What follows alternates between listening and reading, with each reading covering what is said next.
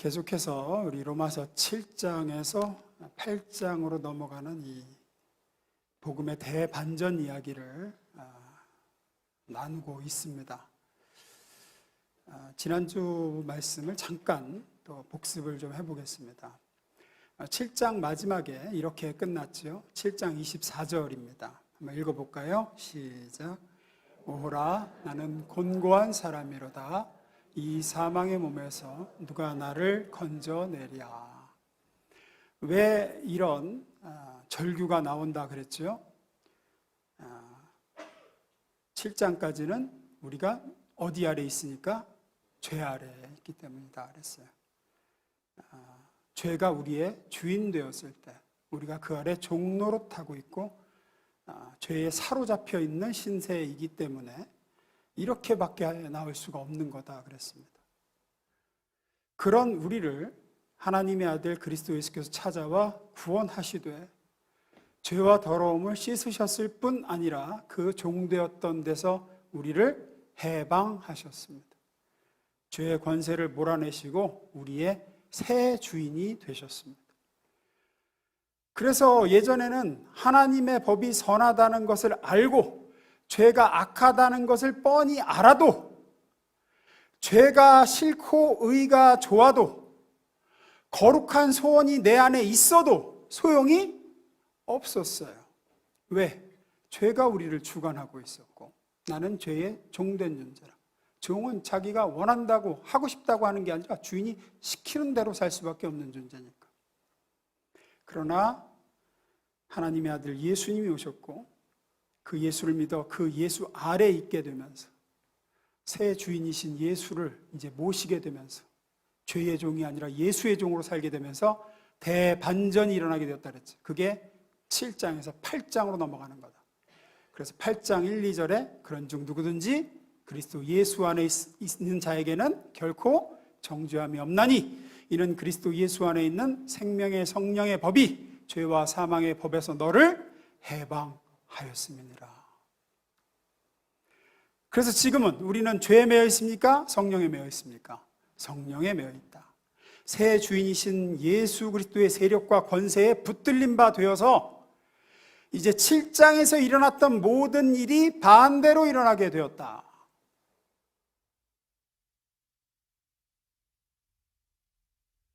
내 안에 있는 죄의 법 아래로 사로잡아 오는 것을 보는도다 했는데 이제는 성령이 나를 사로잡아 하나님의 법 아래로 나를 끌고 가는 것을 보게 됐다. 이제는 원하지 않아도 하나님이 나를 이끌어 아들 예수의 형상으로 닮아가게 끌고 가신다. 그게 우리에게 일어나고 있는 일들이다 그랬습니다. 오늘은 여기서 조금 더 이제 이 성화 8장의 대반전에서 이제 거룩해져가는 구원에 대해서 조금 더 좀 나눠보려고 그래요. 첫 번째, 우리 본론으로 첫 번째 봅니다. 읽어봅니다. 시작. 먼저 좀 짚고 넘어갈 게 있습니다. 뭐냐면 여기서 조금 우리가 오해하시는 분들이 있어서 이걸 먼저 좀 짚고 넘어갑니다. 어떤 오해를 하느냐면 중립지대에 있다는 자꾸 생각들을 하세요. 어떤 거냐면 하나님이 우리를 구원하셨어요. 이제 죄에서 우리를 건져내셔서 우리를 다시 중립에다가 선택의 기로에 놓으셨다는 거예요. 다시 선악과 이전 상태야. 다시. 그래서 여기서 이제 내가 선택에 따라서 다시 선악과를 따먹으면은 다시 구원 상실하고 자녀 신분 박탈당하고 에덴에서 쫓겨나고 이제 말짱 꽝 되는 거예요. 여기서 내가 죄 짓고 그러면 여기서 내가 잘 선택하면 예쁨 받고 하나님의 자녀의 신분을 유지하고 천국 가는 거고 이제 그렇게 생각하신다는 거예요. 내가 구원은 받았지만 중립이야. 여기서 잘해야 돼. 이제 여기서 이제 또 삐끗해가지고 이제 또 범죄하면 이제 말짱꽝 되는 거야. 근데 그렇지 않다는 겁니다. 성경을 가보겠습니다. 로마서 8장 5절부터 8절입니다. 육신을 따르는 자는 육신의 일을, 영을 따르는 자는 영의 일을 생각하나니 육신의 생각은 사망이요 영의 생각은 생명과 평안이니라. 7절. 육신의 생각은 하나님과 원수가 되나니 이는 하나님의 법에 굴복하지 아니할 뿐 아니라 할 수도 없음이라. 육신에 있는 자들은 하나님을 기쁘시게 할 수 없느니라. 자, 이 구절만 보면은 마치 우리가 중립지대에 있는 것 같죠? 그죠?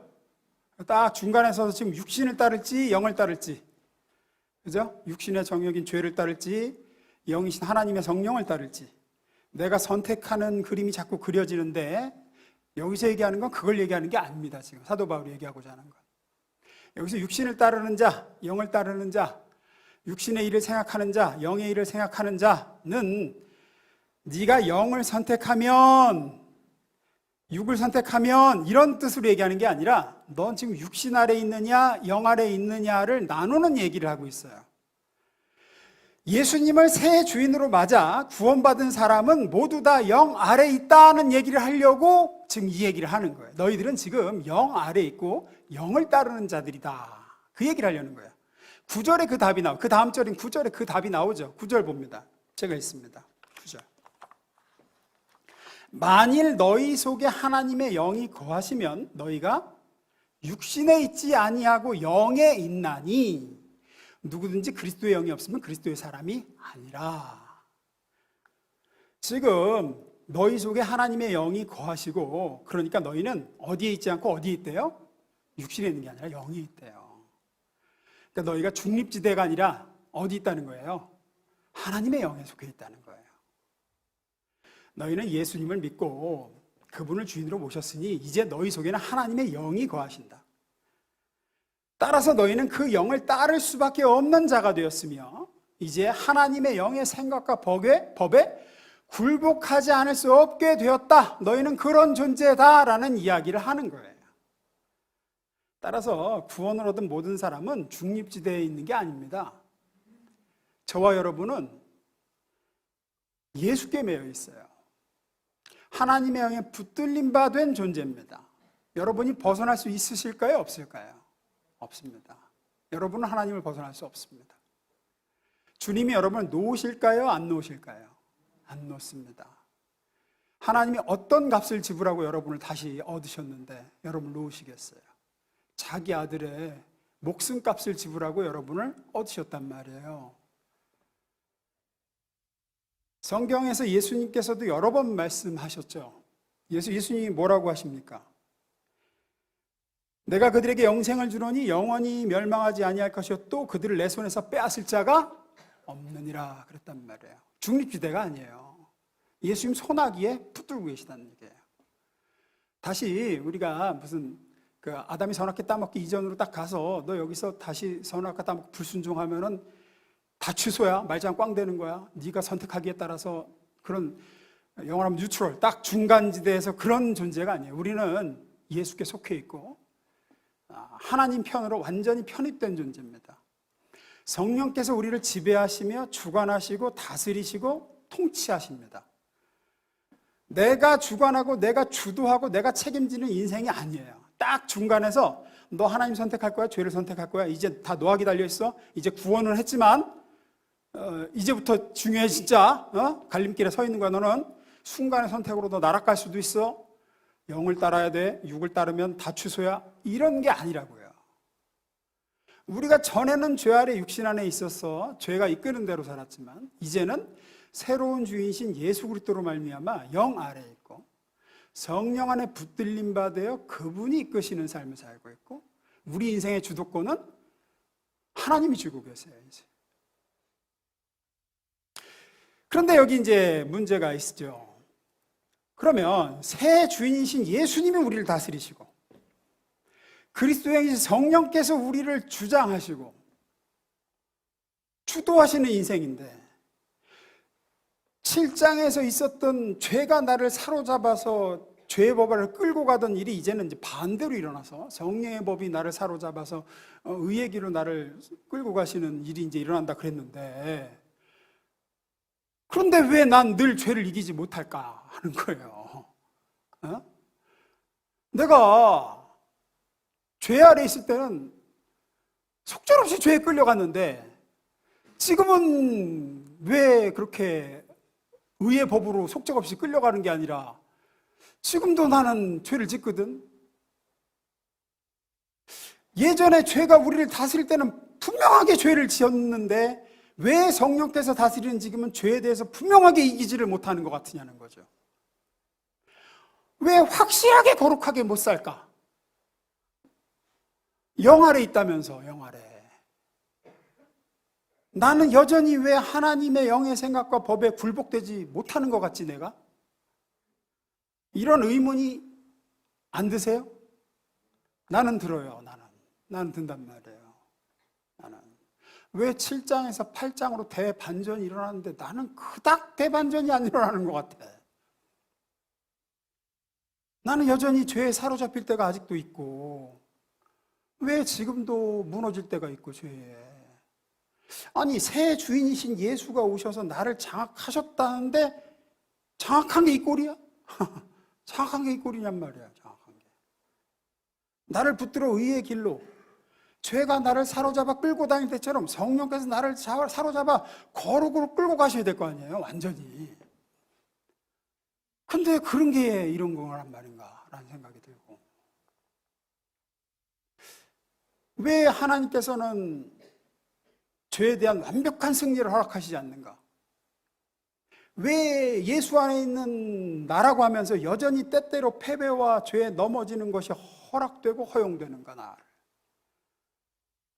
이게 참 어려운 문제인데 대단히 중요한 문제이기 때문에 꼭 다루려고 합니다. 두 번째, 되지? 읽어봅니다. 시작. 이것 때문입니다. 이것만으로 다 설명되지 않지만 중요한 원인 중 하나입니다. 자기의.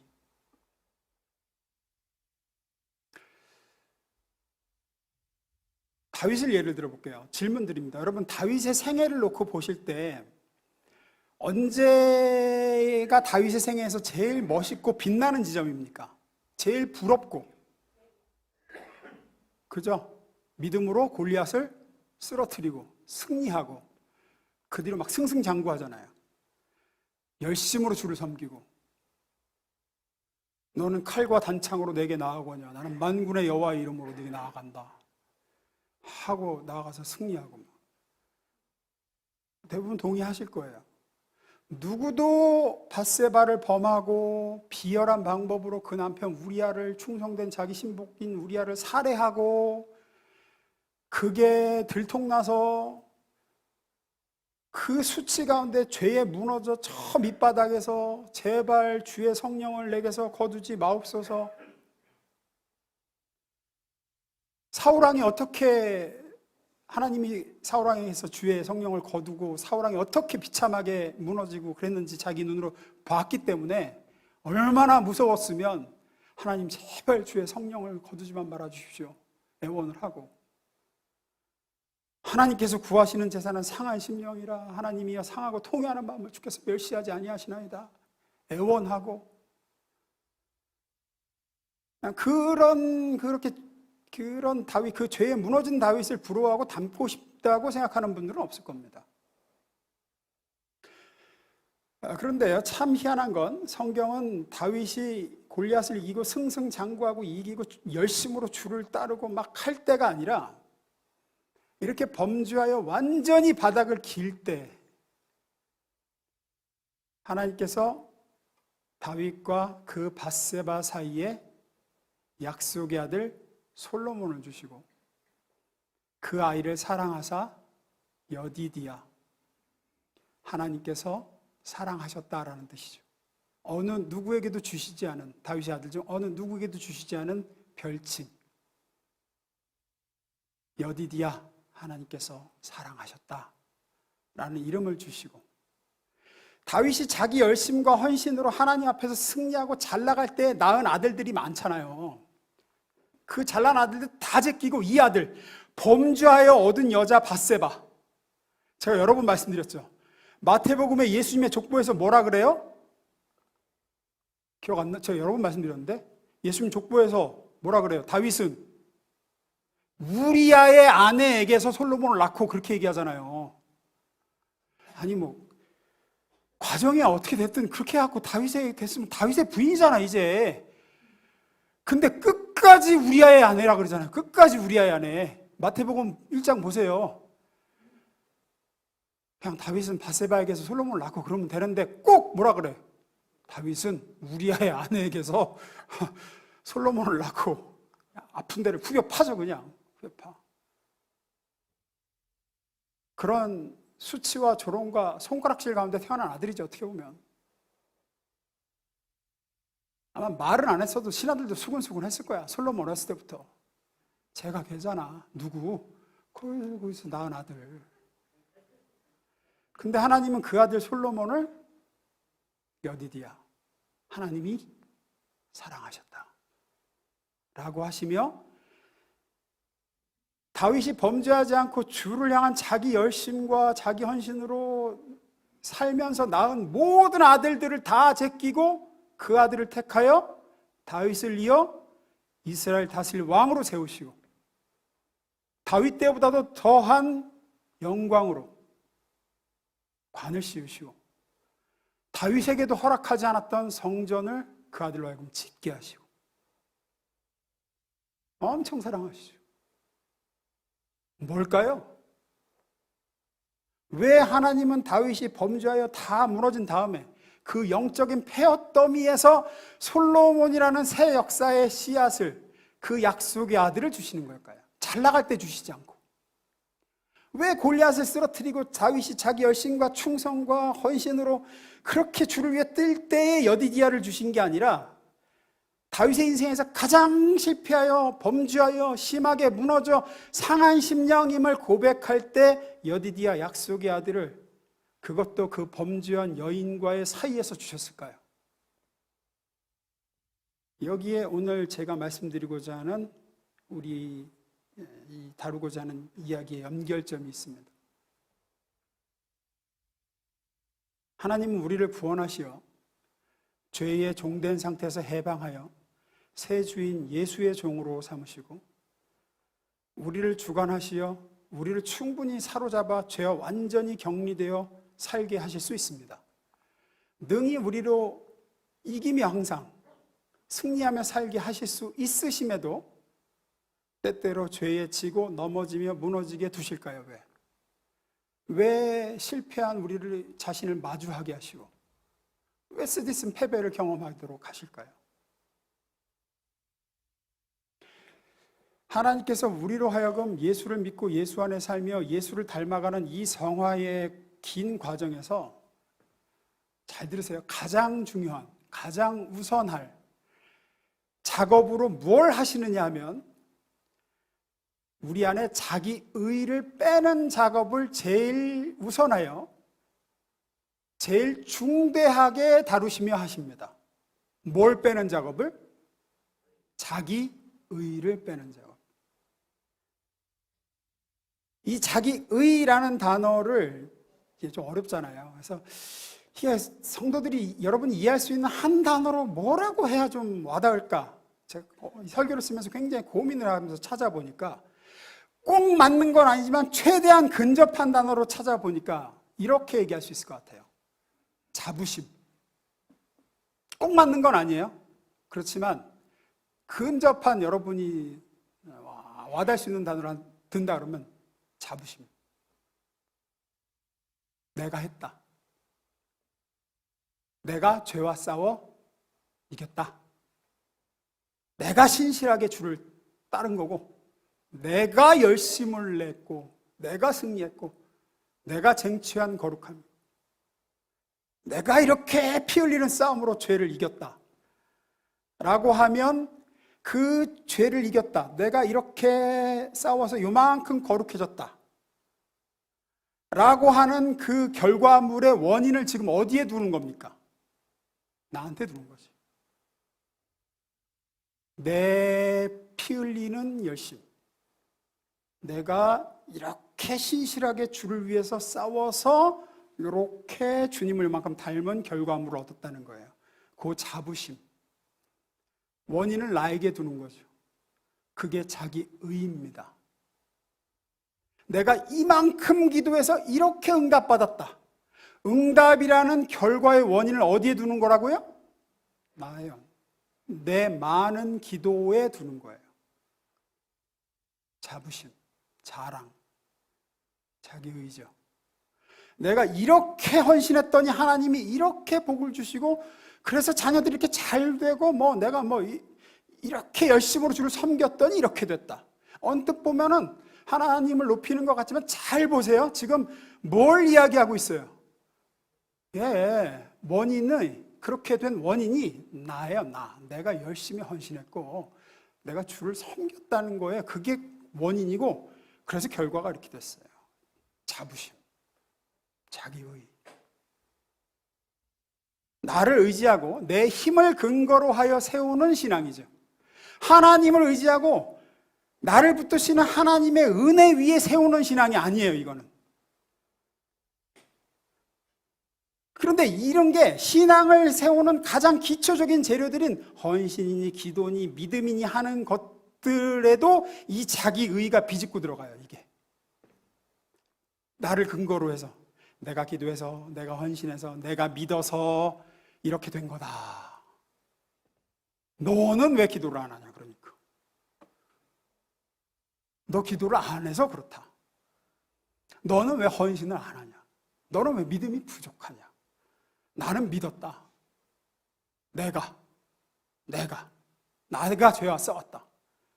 그래서 내가 이만큼 됐다. 내게 이 자기의가 있느냐 없느냐를 알 수 있는 가장 큰 시금석 중에 하나가 자랑이 있느냐 없느냐를 보면 됩니다. 자랑이라는 게 겉으로 표를 내든 안 내든 자기 저 속 깊은 곳에 내가 얻은 결과의 원인이 나한테 있다라고 여기는 게 요만큼이라도 있으면 그건 자랑이거든요. 겉으로 말을 하든 표를 내든 안 내든 상관없습니다. 중심에 이렇게 된 게 그래도 내가 열심히 뭘 해서, 내가 기도를 많이 해서 뭘 해서 그렇지라고 여기는 마음이 있으면 그게 자랑이거든요. 그럼 그게 자기의예요. 내가 노력해서 나는 이제 그 죄에서 이제 내 자유에 난 그 죄 안 져 이러고, 내가 이렇게 의지로 기도 생활을 내가 이렇게 많이 해, 나는 내 힘으로 여기까지 왔어, 이렇게 헌신하고 열심히 했어 하는 순간 다 뭐예요? 이렇게 이뤄낸 결과의 그 근거가, 이 수준에 다다른 원인이 다 어디에 있느냐? 나한테 있어요. 그게 바로 자기의고 자부심이고, 그럼 필연적으로 자랑으로 갑니다. 마음 깊은 곳에 이제 내가 한 거죠. 원인이 하나님의 은혜가 아니라 나예요. 그렇게 자기의와 거기서 나온 자부심과 자랑이 자리 잡고 있게 되면 그는 벌써 믿음과 은혜의 자리에서 멀어지게 됩니다. 그래서 이 자기의라는 게 하나님과의 관계에 있어서 가장 치명적이에요. 가장 치명적이에요. 이 자기의를 빼지 않으면 그게 자랑이 되고 내가 근거가 되면 우리의 믿음이라는 거, 기독교 신앙이라는 거, 이 복음이라는 것은 그저 윤리와 도덕, 인간의 의지에 있어서 그냥 세상 사람보다 조금 앞선 것에 그치고 마는 겁니다. 그냥 기독교는 그저 인격적으로, 의지적으로 좀 나은 거야. 그냥 훌륭한 거, 박수 쳐줄 만한 거 좀. 왜? 경배의 대상이 누가 되는 거냐면 인간이 되는 거예요. 아, 대단해. 그 권사님 어떻게 저렇게 기도를 할까? 아, 난 대단해. 난 따라갈 수가 없어. 그 사람이 위대한 거야. 어떻게 저런 믿음을 가질까? 아, 나 저 집사님 보면 진짜 어떻게 저렇게 열심을 낼까? 그러니까 저렇게 자녀들이 복을 받잖아. 사람이야, 사람. 하나님께서 가장 혐오하시는 죄입니다. 가장 심각한 죄악입니다. 이 자기의만큼 위험하고 치명적인 게 없습니다. 그래서 이것부터 다루시는 거예요. 그래서 다윗에게 사무엘상 7장에 골리앗을 쓰러뜨리고 자기 의와 열심으로 주를 따르고 승리하고 그렇게 의기양양할 때 그 나라와 왕권을 약속하시는 게 아니고 어디서? 밧세바 사건 이후에 약속의 아들을 주시는 거죠. 다 무너지고 난 다음에. 참 아이러니한 겁니다. 세 번째 읽어봅니다. 시작. 성경은 그래서 다윗을 회상할 때나 다윗의 생애에서 그의 믿음의 내용을 이야기할 때 자주 인용하는 다윗의 시가 있습니다. 대표적인 게 시편 40편과 시편 51편입니다. 시편 40편 1, 2절 봅니다. 내가 여호와를 기다리고 기다렸더니 귀를 기울이사 나의 부르짖음을 들으셨도다. 나를 기가 막힐 웅덩이와 수렁에서 끌어올리시고 내 발을 반석 위에 두사 내 걸음을 견고하게 하셨도다. 나를 기가 막힐 웅덩이와 수렁에서, 죄악의 웅덩이와 죄악의 수렁이죠. 거기서 하나님이 끌어올려 주셨다. 다윗의 고백입니다. 51편입니다. 아까 제가 말씀드린 거죠. 나를 주 앞에서 쫓아내지 마시며 주의 성령을 내게서 거두지 마소서. 주께서는 제사를 기뻐하지 아니하시나니 그렇지 아니하면 내가 드렸을 것이라. 주는 번제를 기뻐하지 아니하시나이다. 하나님께서 구별하시는 제사는 상한 심령이라. 하나님이여 상하고 통회하는 마음을 주께서 멸시하지 아니하시리이다. 이 두 시편 모두 밧세바 사건 이후에 다윗이 지은 시들로 알려져 있습니다. 이 시편을 읽어드린 이유는 다윗에게 이 자기 의의를 찾아볼 수 없기 때문입니다. 이 부분에서 자부심이 없어요. 완전히 물이 됐어요. 하나님 앞에.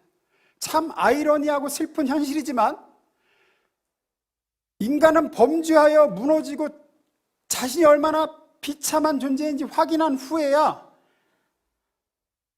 하나님의 은혜가 아니면 살 수 없는 존재임을 고백하는 존재입니다. 인간은.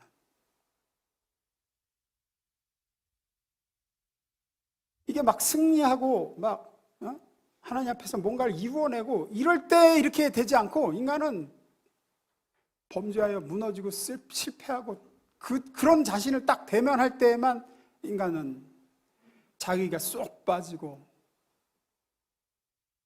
하나님 앞에 철저히 낮아지면 하나님의 의존적 존재가 돼요.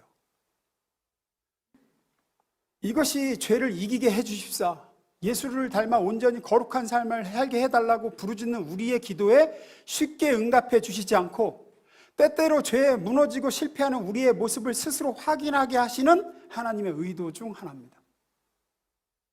그래서 우리의 진심 어린 간구, 하나님 죄를 이기게 해주세요. 거룩하게 살게 해주세요.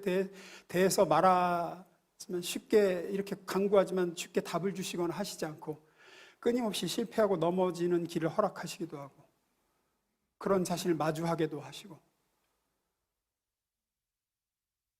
왜죠?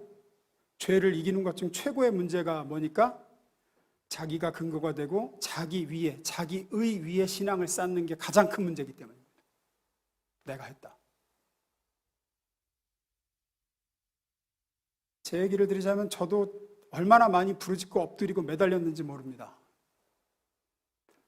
제가 소명을 일찍 받았잖아요. 제가 중3 때 소명을 받았거든요. 중3 수련회 갔다가.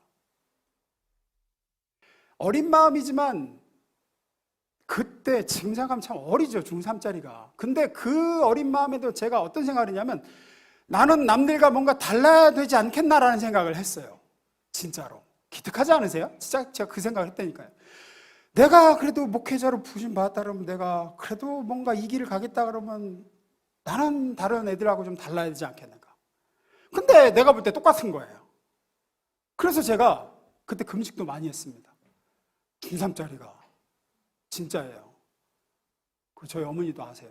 제가 그때 금식도 많이 했어요. 기도원도 자주 갔습니다. 방학 때면 기도원도 자주 갔어요. 기도도 나름 간절히 많이 했습니다. 부르짖기도 많이 부르짖고 매달리고 안 되는 거예요. 근데 안 돼. 애들 야한 거 보면 똑같이 야한 거 보고 침 흘리고 승질나면 똑같이 좁혀고 싸우고 죄를 이기게 해달라고. 진짜 보이지 않는 곳에서 몰라요. 제 친구 김영수 자는 모를 거예요. 내가 보이지 않는 곳에서 얼마나 매달리고 울었는지 주님께. 예수님처럼 살게 해달라고 좀.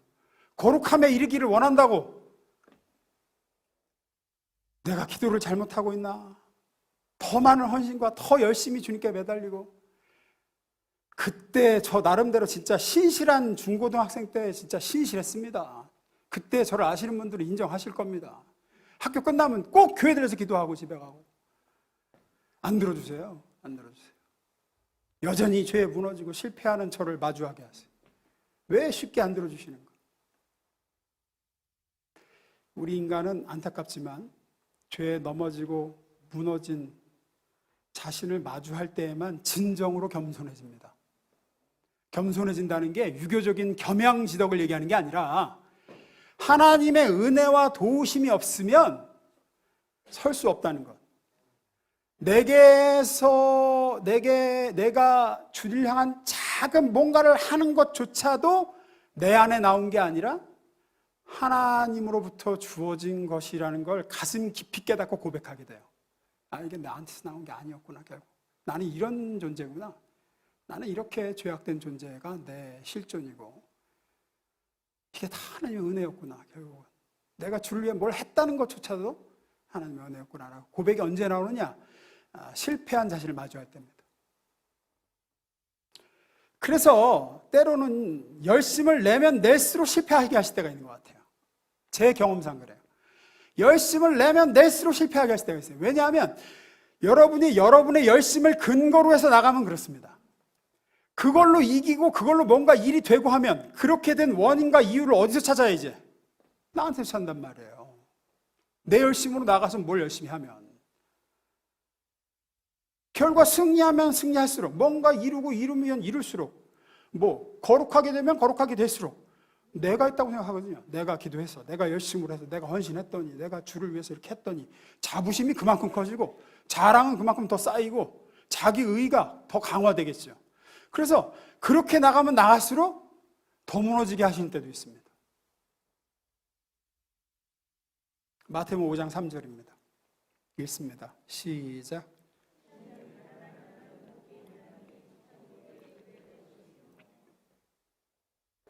그래서 하나님은 우리를 실패 속에서 심령이 가난하게 만드시는 거죠. 심령이 가난하다는 건 이런 거죠. 나는 아무것도 스스로 만들어낼 수 없다는 걸 아는 겁니다. 내 마음, 주님을 향한 마음조차 주님이 주신 것이고 그 마음을 가지고 뭘 주님께 해드릴 능력이 내 속에 있는 게 아니라 하나님이 그 은혜로 주셔야 뭐를 하는 거고 철저한 그런 자기 인식이죠. 완전히 하나님께 의존적 존재. 대표적인 예가 부활하신 예수님을 만난 베드로의 모습에서 찾아볼 수 있습니다. 이 얘기하고 마치겠습니다. 우리가 알다시피 예수님을 3번 모른다고 부인하고 그 다음에 예수님 부활하신 사실을 알고도 나 같은 게 무슨 사도냐 라면서 나는 고기 잡으러 가노라 하고 고향으로 내려서 고기를 잡죠. 그런 베드로를 부활하신 예수님이 다시 찾아오시죠. 찾아와서 3번 물으시죠. 3번 부인한 것을 회복시키고자 3번 물으시죠. 뭐라고 물으십니까?